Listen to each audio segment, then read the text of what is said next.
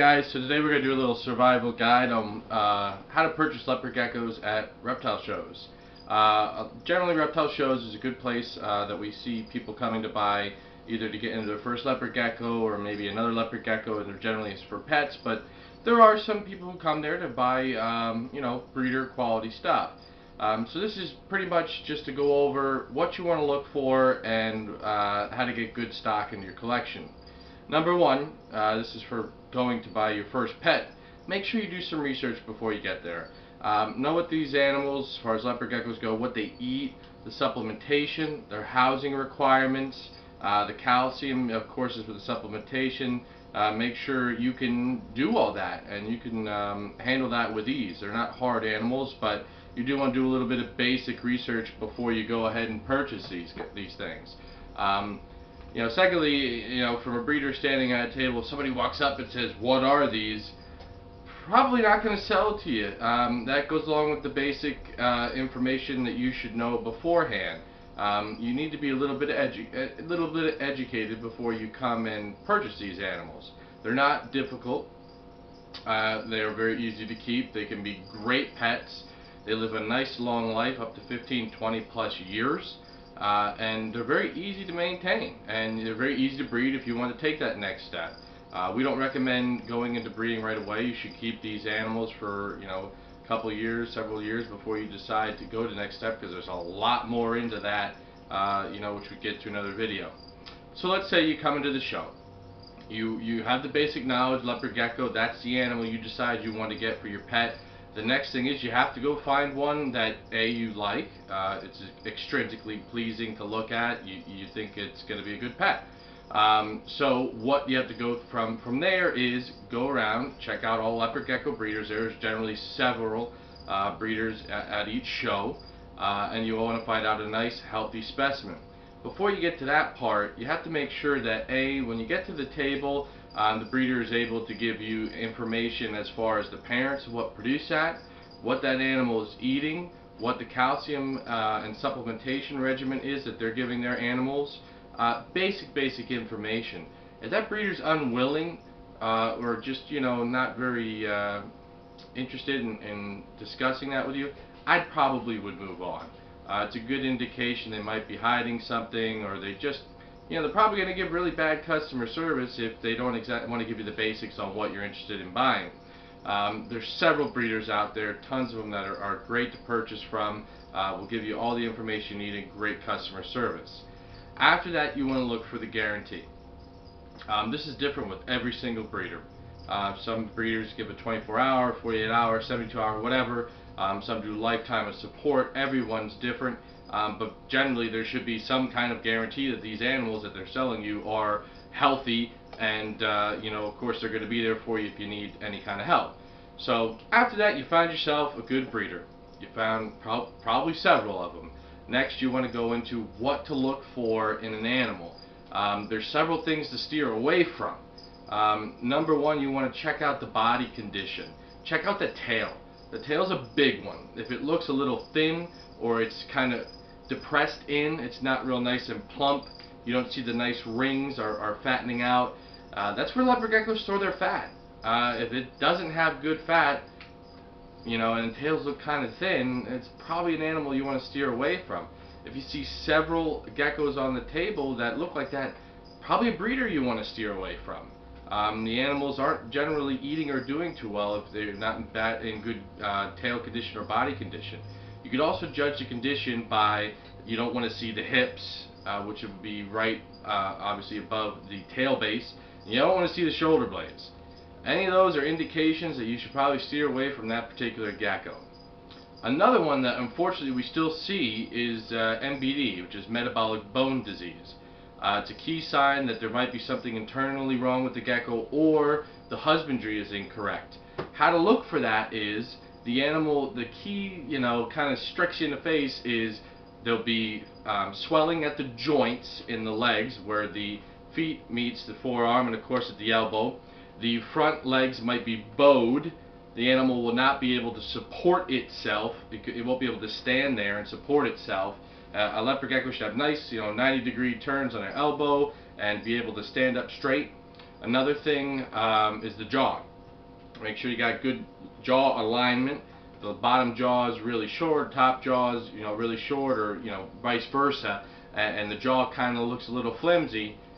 A gecko might have MBD, and it's probably a good idea to steer clear of that animal. It's going to be, especially if this, well, it doesn't matter if you're buying it for a pet or a breeder, that's an animal to steer away from for your collection. Something might have MBD. So we covered body condition, MBD. The other one is shed issues.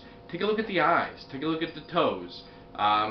This is probably a minor issue if it has a little stuck shed in the toe, but it's something to look into.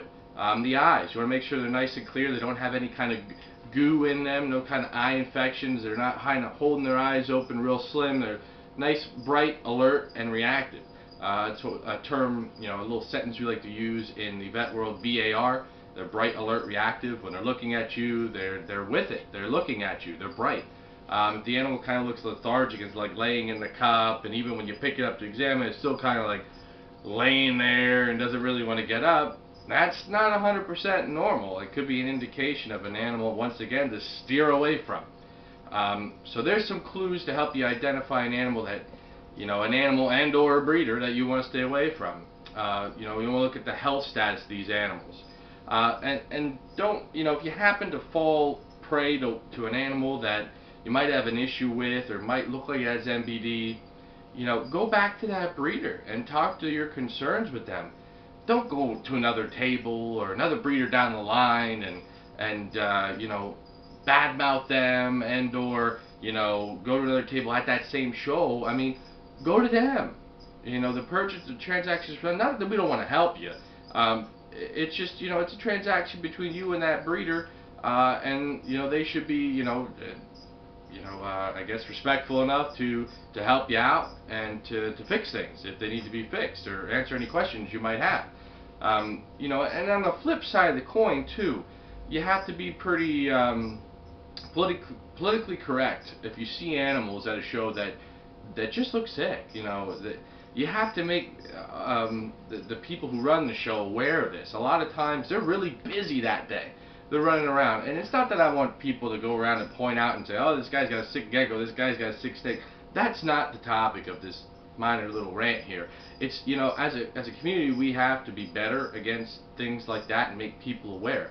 Maybe the breeder missed that animal. He didn't know, or she didn't know. Politely ask them about the animal. Don't be confrontational, or say, oh, that person over there's got tons of sick geckos or sick snakes or whatever. But as a whole, we have to make sure that the image of this industry is good, and you can't have breeders who are bringing dozens and dozens of sick animals to a show. It doesn't look good to the public. Sure as heck doesn't look good to the people who are trying to take these animals away from us. Humane Society, PETA, all this other, it's just kind of fuel to the fire. So we kind of got to govern ourselves. And you, ultimately, as a customer, are the people who make these decisions. If you don't choose to buy a cheap animal that probably has a problem, you're not fueling that fire. Because I guarantee if you buy the animals from them, they're $10, they're sick, they're just going to probably go out and either purchase more or just keep on doing what they're doing. So that's what the purpose of this video is, to kind of educate you to make sure you're making smart, wise decisions, and you know what to do when you get to a show. Ask questions. Be educated before you go, and make sure you have nice conversations with the breeder about the animals beforehand. And I know with us, we love to hear how the animal's doing. We want to know any questions you might have. Don't, email, call. I know a lot of the other great breeders in this nation and this hobby are the same way. So that's the other thing is stay active. If you have issues, go back to that breeder. Troubleshoot it. They'll generally help you out. And sometimes it's little things that go wrong that you might have overlooked for your first time. So hopefully this video helped you out in trying to identify animals that you should steer away from, situations that you might come into at a show, like sick geckos at tables, and how to deal with it. The most thing is to be courteous. Like I said, there's no need to make any kind of scenes, and this isn't a video that's pointed at any breeder in particular. This is just an informational video that you could go out there and be educated when you go, and make sure you're buying from good, reputable breeders and getting good animals, and keep the positive circle like that going. So hopefully this rant slash educational video helps you guys out when you're going to shows. Like I said, unfortunately we still see some of this stuff, and we've been doing it now for 10 years going to shows, and like I said, the power's in your hands. You choose whom you want to do business with, and ultimately what goes into your collection. So ask questions, be educated, and above all, make sure you're picking good stock and making others aware, and educate them if they have questions. So sorry for the little bit of sidetracking here, guys, but that's the story on shows. Hopefully you learned a little bit. If you have any other questions on what to look for at shows or how to pick a good animal, just let us know. Talk to you later.